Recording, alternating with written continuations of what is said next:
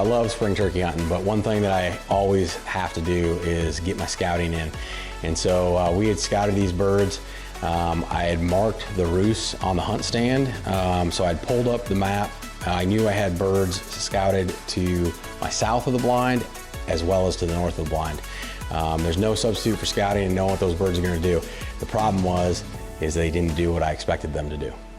Well, we're out here scouting for youth season, and we definitely have a group of birds right behind us. And we hope that there's also a group of birds right here. If we can set up here and have birds to our left, birds to our right, give us a lot better odds. So we're set up in this burned CRP field, and sometimes a burned CRP field is exactly what you need when you're turkey hunting. Those turkeys move out into that field throughout the day. They're picking for bugs. It can be a smorgasbord out there for them as far as foraging goes. And so where the hens will go, the toms will follow, and that's what we were hoping for. This is Natalie's third turkey season. Got the iPad. It's a cold morning. Scouted these birds this morning, or yesterday morning and the day before, and we had a good number of birds kind of in all directions. Now it was a lot warmer. Big cold front came through, so the birds aren't talking quite as much as they were yesterday morning.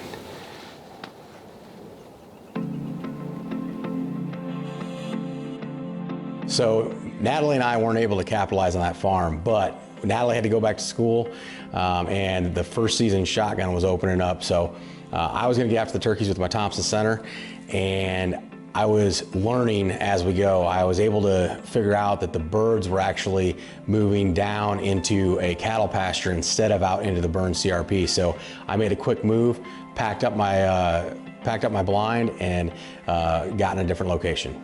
I just talked to the landowners, and they said that they've been seeing these birds on the north side of this property in this cow pasture, and they see them there pretty regularly. So what my plan is I'm going to take the blind, instead of I pulled it this morning, so instead of leaving it where it was, I'm going to take it and I'm going to set it up right down there in that cow pasture where they told me. And you know, most recent information, MRI, most recent information tells me that those birds like to go to that area, and it's a frequent event.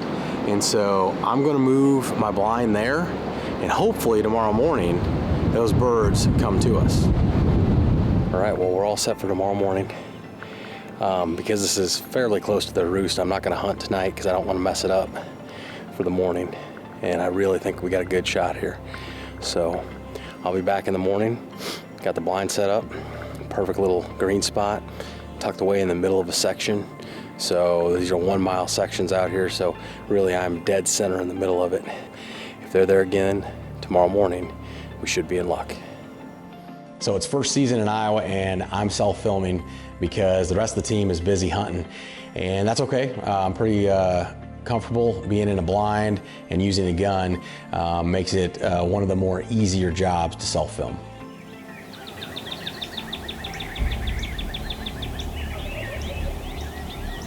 So the next morning after setting up the blind, the birds were right where I wanted them.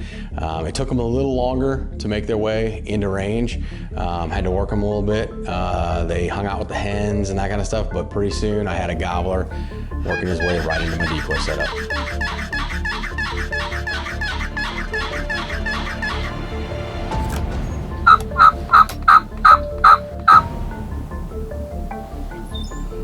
Soon I caught movement through the woods, and I saw a lone gobbler on his way into my decoy setup. Now I had heard other birds gobbling, so I knew that there was a group of birds, but at least there was this one making his way in.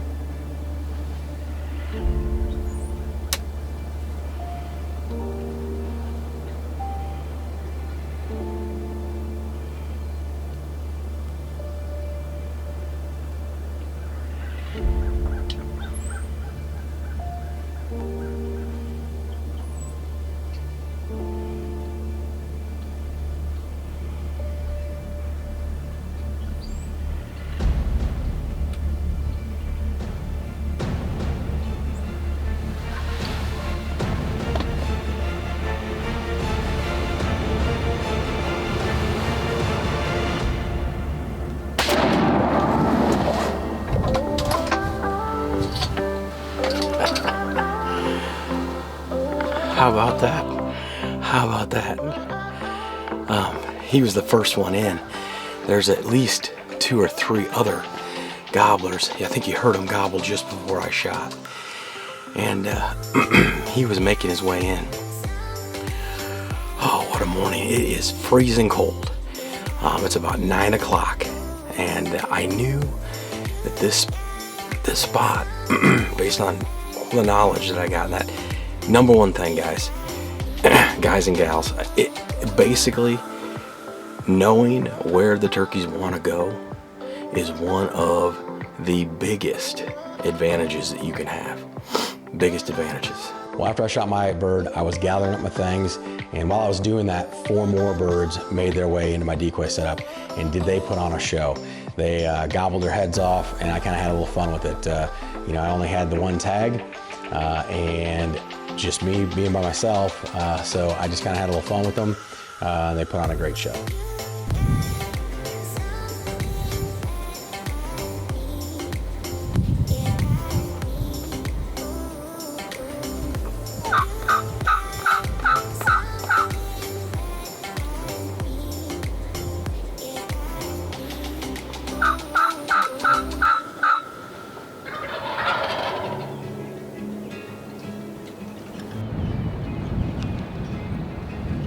What an awesome first season Iowa turkey.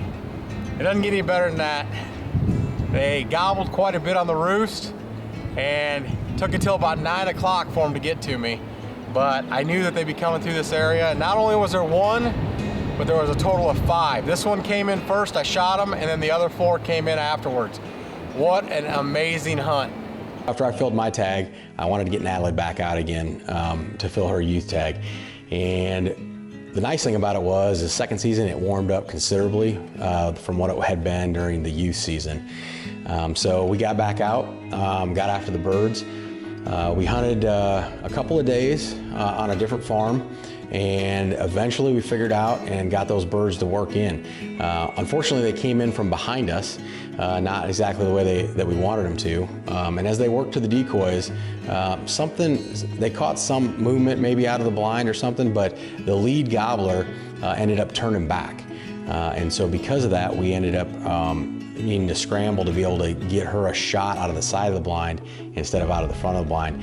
And so I turned the camera kind of in the direction that I thought that we might be able to get the birds on film and get the kill shot on film. Unfortunately, all I did was got the blind, the side of the blind. So, but she was able to make a great shot on a fantastic bird. After Natalie killed her bird, I got back after it, trying to fill my last tag here in Iowa, and I wanted to fill it with my expedition bow. And so I spent a lot of time trying to get those birds fired back up, and just didn't work out. The rest of the team, though, had a fantastic year, and we've got a lot of hunts coming here in the next few weeks.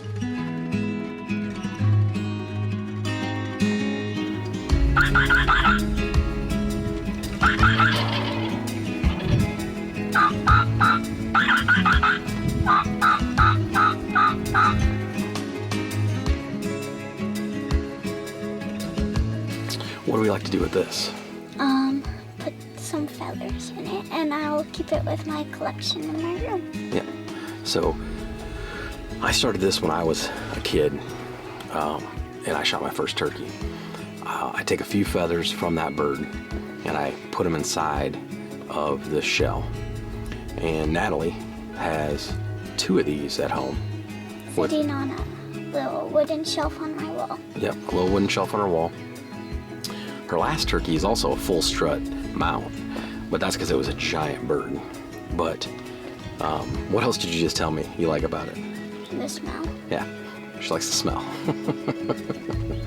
So we're gonna go check out her bird. Should be a nice big gobbler.